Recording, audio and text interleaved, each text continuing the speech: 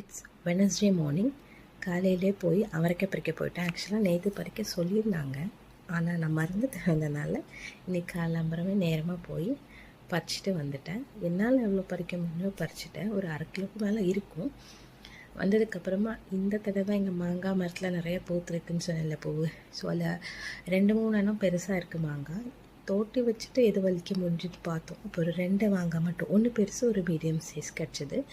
So அதுவும் இப்போவே ஊறுகாய் போட்டு வச்சிட்டோன்னா லஞ்சு சாப்பிடும்போது ஊறுகாயில் உப்பு மிளகாயெல்லாம் பிடிச்சிடுன்னு சொல்லி அந்த வேலையை ஸ்டார்ட் பண்ணிவிட்டேன்.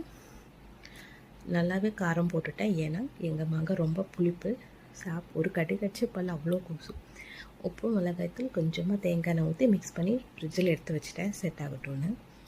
இப்போ பாலக்காட்டில் பூரம் ஸ்டார்ட் ஆகிடுச்சு. எல்லா கோயிலும் ஒன்றுனா வரும்.